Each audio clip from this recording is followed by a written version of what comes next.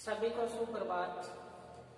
मैं शिष्यपाल में हिंदी साहित्य बीए पाठ सेकंड रीतिकालीन काव्य के अंतर्गत हमने कल चर्चा की सेनापति का जो काव्य था उसमें हमने प्रकृति चित्रण, श्रृंगार और ऋतु वर्णन हमने इन पे चर्चा की।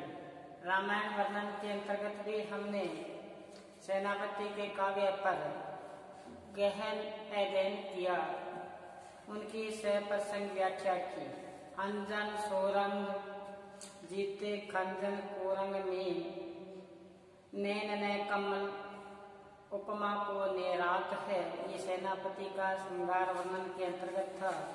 इसके बाद में कवि ने बताया जिस पात्र से लगाव होता है उस पात्र की जगह से भी लगाव हो जाता है, उनके पड़ोस में रहने वाले लोगों से भी क्या होता है, प्रेम पनपता है। तेरे नेह नाते ते लागत है पड़ोसी प्यारे, ये पंक्ति आई थी। तेरे नेह नाते ते लागत है पड़ोसी प्यारे, ये पंक्ति केशवदास की श्रृंगार वर्णन के अंतर्गत हमने पढ़ी थी। फिर कवि ने अपने ऋतु वर्णन के अंतर्गत ग्रीष्म ऋतु का हमने वर्णन पढ़ा। वर्षा ऋतु, शरद ऋतु, शिशिर ऋतु और बसंत ऋतु, ये 5 ऋतुएं थी। इनके बारे में हमने सप्रसंग व्याख्या की। रामायण वर्णन के अंतर्गत रामचंद्र जी की खड़ाऊ, फिर बताया कि रामचंद्र जी की महिमा का गुणगान कौन करते हैं, ब्रह्मा जी। बताया दाता तात जाही गावे कछु मरम न पावे, ये बार बार आपको इस बात पर बल दिया जाता है कि ताकि आपके एग्जाम में व्याख्या पूछी जाए तो आसानी बनी रहे। और मैं जिस व्याख्या पे ज्यादा बल देता हूँ तो आप समझे कि ये एग्जाम की दृष्टि से बहुत महत्वपूर्ण है। सकल सुरेश देश देश के निरेश आई, ये रामचंद्र जी स्वयंवर की बात हुई, सीता जी के स्वयंवर की बात हुई कि देश के राजा महाराजा देवगण सारे विराजमान है और आसन पर बैठे थे और बहुत घमंड के साथ, अहंकार के साथ। कोई किसके अहंकार में था, कोई तो अपने शरीर के बल से, कोई रूप सौंदर्य के अहंकार में, कोई भुजबल के अहंकार में आकर वहां पर विराजमान हुए थे। फिर कवि ने बताया कि राम रूप दर्शित भूप, जैसे रामचंद्र जी वहां पर उपस्थित हुए तो उनका जो रूप सौंदर्य था वो सारा मलिन पड़ चुका है। कवि ने बताया कि भूल्यो अभिमान देखे, अपने अभिमान को भूल चुके हैं। वहां पे विराजमान सभा में जो राजा महाराजा इंद्रदेव सब अपने अभिमान को भूलकर अपने आसन से नीचे उतर कर जाने लगे। तो कवि ने फिर बताया कि जैसे ही शिव का धनुष को तोड़ा गया तो उसका वर्णन कवि ने बड़े ही सुंदर किया कि जैसे ही धनुष को तोड़ा गया, नाग पाल बरसत फूल, सर्व के देवताओं ने फूल बरसाए। और सेनापति कहते हैं सेनापति कीर्ति बखाने रामचंद्र की।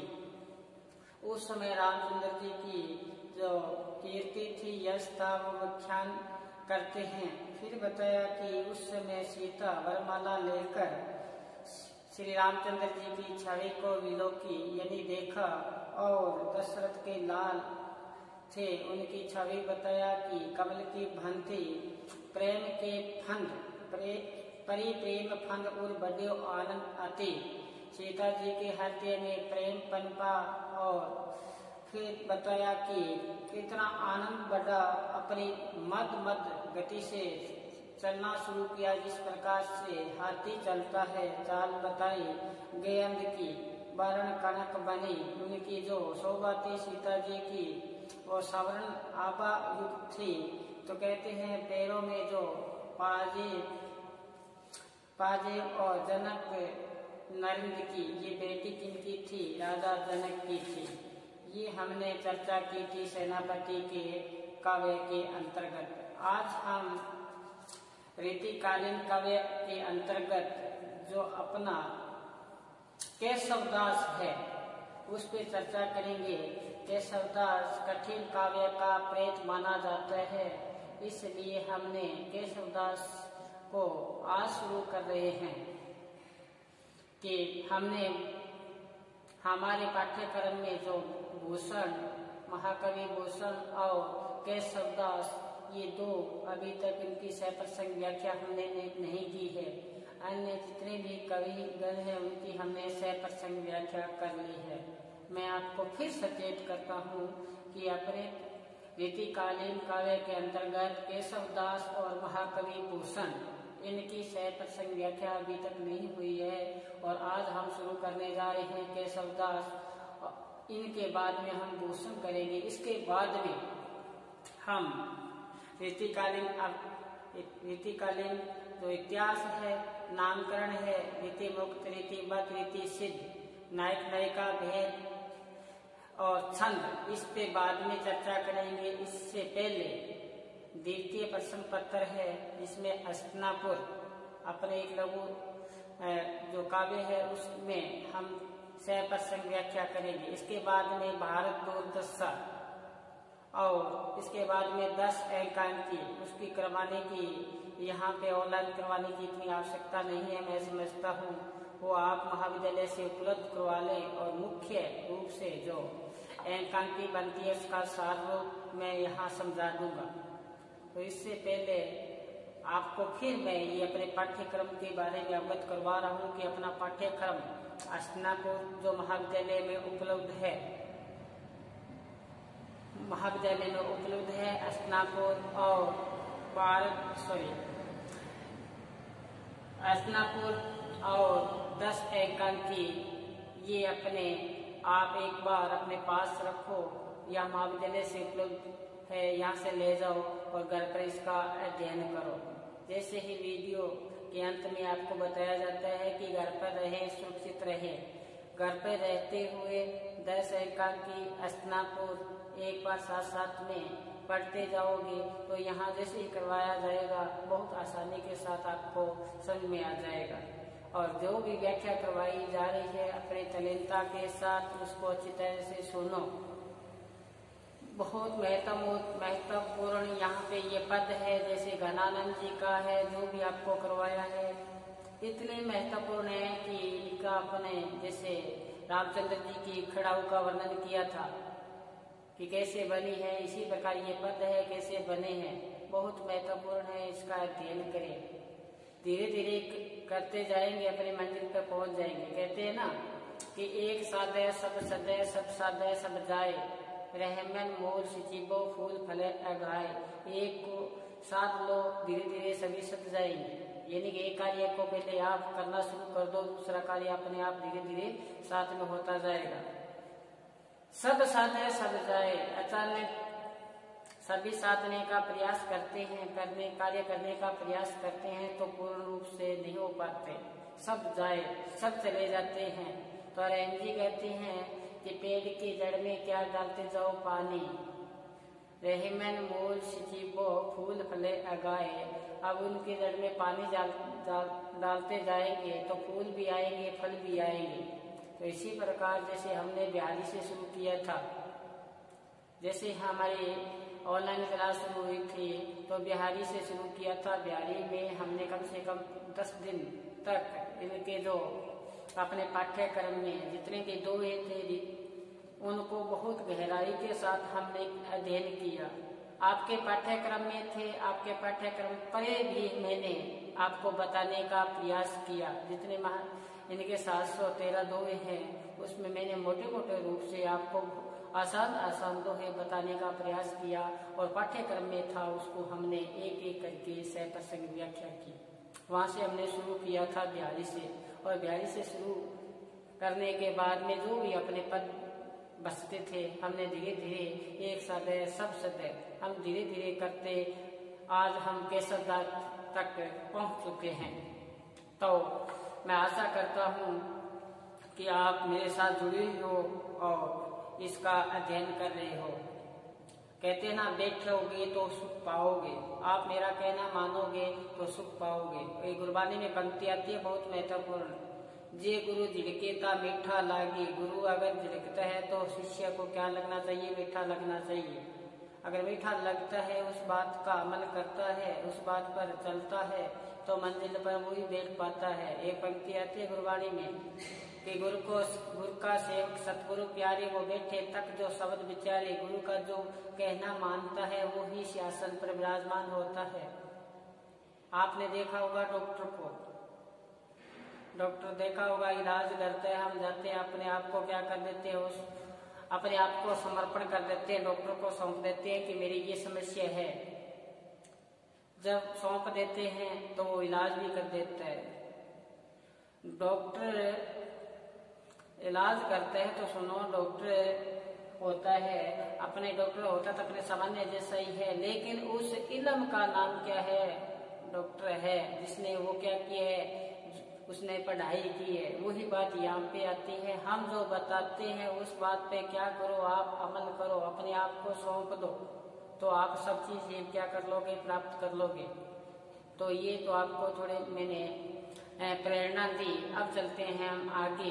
केशवदास, तो शुरू करते हैं केशवदास शुरू करने से पहले मैंने इनका परिचय लिख दिया कि आपको याद रहे। साथ साथ में मैंने यहाँ पे परिचय लिखा केशवदास जी का जन्म, केशवदास जी की कब मृत्यु हुई, ये रीतिकाल के क्या माने जाते हैं, मूल स्थान कहाँ पे है, और कौन कौन से राजा के ये आश्रय में रहे। तो चले, केशवदास जी।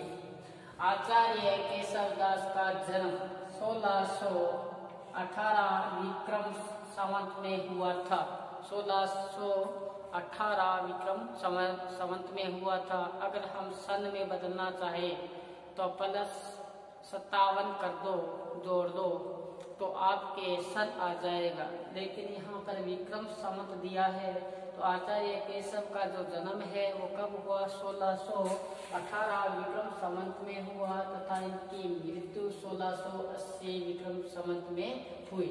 ये 2 अंक का प्रश्न पूछा जाता है, उसमें आपको ये इनका परिचय पूछ सकता है, इनकी रचनाओं के परिचय पूछ सकता है, इनके किन के राजा के आश्रय में रहे, राज दरबार में रहे, ये भी पूछ सकता है। तो महत्वपूर्ण है, क्योंकि आपके एग्जाम में जो आपका पाठ्यक्रम है उसमें किस प्रकार से विभाजित है कि आपके 10 प्रश्न आएंगे, जो 2 अंक के आएंगे, कुल ये होंगे आपके 10 प्रश्न × 2 20 अंक के।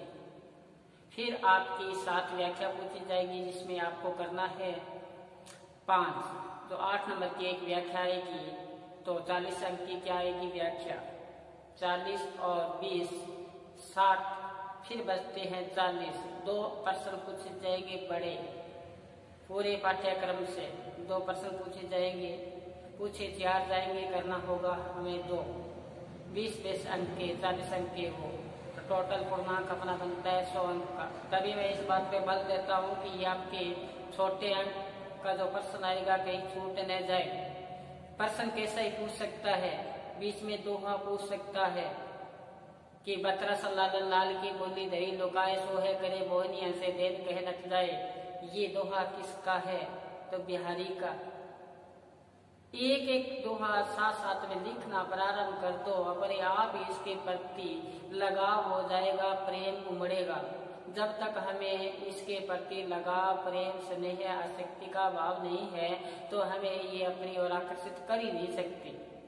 तो इसी प्रकार आप इनके प्रति सबसे पहले तो प्रेम पालो। तो प्रेम पालने का से आप अपने रजिस्टर लो, उसमें इनके दोहे हैं, वो आपको पहले आसान लगते हैं, उसको लिखना प्रारंभ कर दो, क्योंकि प्रश्न आएगा इस प्रकार से पूछ ले कि प्रश्न किस प्रकार से पूछ लें कि बिहारी के काव्य में भक्ति, नीति, श्रृंगार की त्रिवेणी लहरा रही है। तो परिचय तो अपने 4 पंक्तियों में लिखेंगे, लेकिन इनके लिखे हुए दोहे तो लिखने पड़ेंगे। जब आप दोहों का प्रयोग करेंगे तो आपका 20 अंक का जो प्रश्न आएगा उसमें किसी प्रकार की कटौती नहीं हो पाएगी। कई बच्चों ने मेरा कहना माना,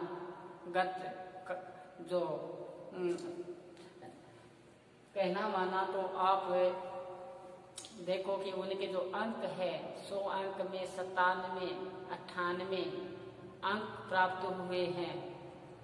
बहुत महत्वपूर्ण है कि बीए में 57, 58 अंक आना बहुत बड़ी उपलब्धि है। लेकिन हुआ कब, जब उन्होंने मेरा कहना माना किस प्रकार से आप प्रश्न को करना है। मेरे कहने में चले तो अपनी मंजिल पे पहुंचे। तो चले अपने आगे कि आचार्य केशव का जन्म बताया 1618 विक्रम संवत तथा मृत्यु 1680 विक्रम संवत। अनेक विद्वान केशवदास को रीतिकाल का आचार्य मानते हैं, रीतिकाल का आचार्य प्रवर्तक मानते हैं। अनेक विद्वान केशवदास को रीतिकाल का क्या मानते हैं, प्रवर्तक मानते हैं। अब आगे देखो कि केशवदास के वंश कहाँ रहे थे। वंशजों का जो मूल स्थान था वो वंश तथा राजस्थान के देहली मार्ग पर एक गांव आता है कुम्हेर, वहाँ पे इनका निवास स्थान बताया। दोबारा सुनो कि इनके पूर्वज थे का केशवदास के जो वंशज थे इनका मूल स्थान बाज अपने ये बाजपुर क्षेत्र आता है तथा राजस्थान के देहली मार्ग किसको बोल बाजपुर, उस में बाजपुर मार्ग पर एक गांव आता है कुम्हेर, वहाँ पे इनका बताया निवास स्थान। फिर बताया कि इनके जो पूर्वज थे वो राजा रुद्र प्रताप और था नरेश ने क्या दिया था, आश्रय दिया था। इनके राज दरबारों में ये पले थे। इनके पूर्वज थे वो राजा रुद्र प्रताप और था नरेश के राज दरबारों में इनका क्या हुआ था, लालन पालन के लो या आश्रय प्राप्त हुआ था। फिर देखो कि इनके जो पूर्वज थे, इनके पूर्वज संस्कृत साहित्य के प्रकांड पंडित थे। देखो इतने इनमें उच्च बुद्धि के थे कि संस्कृत के ये प्रकांड पंडित थे इनके पूर्वज। जैसे ही अपने परिवार का वातावरण का बच्चों पे प्रभाव पड़ता है तो केशवदास जी भी प्रकांड पंडित हुए। चले आगे। कवि केशवदास को महाराजा राम साहब के छोटे भाई, कवि केशवदास को महाराजा राम साहब के छोटे भाई इंद्रजीत सिंह से आश्रय प्राप्त हुआ। बहुत महत्वपूर्ण पंक्ति आई है यहाँ पे कि कवि केशवदास को महाराजा राम सिंह के छोटे भाई इंद्रजीत सिंह के से क्या हुआ, आश्रय प्राप्त हुआ। इंद्रजीत सिंह के पश्चात इंद्रजीत चले जाने के बाद में राजा वीर सिंह से और सा नरेश बने। इसके राज्यकाल में भी इनको क्या मिला, बहुत अच्छा सम्मान मिला केशवदास को। फिर बताते हैं आगे। इसके अतिरिक्त राम साहब, रतन सेन, अमर सिंह और चंद्रसेन से केशवदास का सदा ही क्या मिला, सम्मान मिला। और फिर बताते हैं केशवदास अलंकारवादी थे। चमत्कार प्रदर्शन की भावना इनमें विद्यमान थी या सर्वोपरि थी। केशवदास अलंकारवादी थे, चमत्कार प्रदर्शन की भावना सर्वोपरि थी। शैलेश यमक अलंकार का आश्रय लेकर, कौन से अलंकार का, शैलेश यमक अलंकार का आश्रय लेकर शब्द अलंकार की प्रधानता मिलती है। क्या मिलती है, शब्द अलंकार की प्रधानता मिलती है। बताया जाता है कि एक बार अकबर बादशाह से बढ़े हुए झगड़े को आचार्य केशवदास जी ने बड़े ही चतुरता से निपटा दिया था। तो आप उनकी बुद्धि का विवेक का आकलन कर ही सकते हैं। जब बादशाह अकबर का जब इनके साथ क्या हुआ, झगड़ा हुआ, उनको केशवदास जी ने ही निपटा दिया था। अब आगे इनकी जो रचनाएं हैं उस पर हम प्रकाश डालते हैं। इनकी रचनाएं कौन कौन सी है, जैसे कवि प्रिया रामचंद्रिका, कवि प्रिया रामचंद्रिका इनकी ख्याति प्रदान क्या है रचनाएं हैं। इनकी मुक्तक रचनाएं कौन सी है, इनमें हम चर्चा करेंगे। इससे पहले एक बार इस पर आप गहन अध्ययन करें, अपने रजिस्टर में अंकित करें। चलें आगे। केशवदास जी की जो प्रमुख रचनाएं हैं उस पर हम प्रकाश डालें। प्रमुख इनकी रचनाएं जैसे रसिक प्रिया, कवि प्रिया, रामचंद्रिका, ये इनकी प्रमुख रचनाएं हैं। ये 3 रचनाएं अच्छी तरह से याद कर लेना, रसिक प्रिया, कवि प्रिया, रामचंद्रिका। इसके बाद में इनकी मुक्तक रचनाएं, मुक्तक रचनाएं में रतन भावनी, विज्ञान गीता, जहांगीर जस चंद्रिका, जहांगीर जस चंद्रिका और प्रबंध जो रचनाएं हैं इनकी वो देखना, वीर सिंह देव चरित्र, ये इनकी रचनाएं हैं जो एग्जाम की दृष्टि से 2 अंक की दृष्टि से महत्वपूर्ण है, याद रखना है। प्रमुख रचनाएं वैसे इनकी 3 रचनाएं मुख्य रूप से याद रख लेना, रसिक प्रिया, कवि प्रिया, रामचंद्रिका, ये इनकी रचनाएं हैं। और मुक्तक प्रबंध रचनाएं कौन कौन सी, अच्छी तरह से इसको अपने रजिस्टर में अंकित कर लेना। कल हम केशवदास जी की जो सहप्रसंग व्याख्या है रामचंद्रिका से, उस पर हम सहप्रसंग व्याख्या करेंगे। हम गणेश वंदना से, सरस्वती वंदना से और श्री रामचंद्र जी की वंदना, अवधपुरी शोभा वर्णन, सीता स्वयंवर, विश्वामित्र और जनक के जो संवाद है, परशुराम संवाद है, उस पे हम कल चर्चा करेंगे, सहप्रसंग व्याख्या करेंगे। धीरे धीरे ही चलेंगे, लेकिन अपनी मंजिल पे हम हमारा जो उद्देश्य है, ध्येय है, उसको हम प्राप्त करेंगे। तो रामचंद्रिका से कल हम सरस्वती वंदना से शुरू करेंगे। तब तक आप घर पर रहें, सुरक्षित रहें और पढ़ते रहें। धन्यवाद।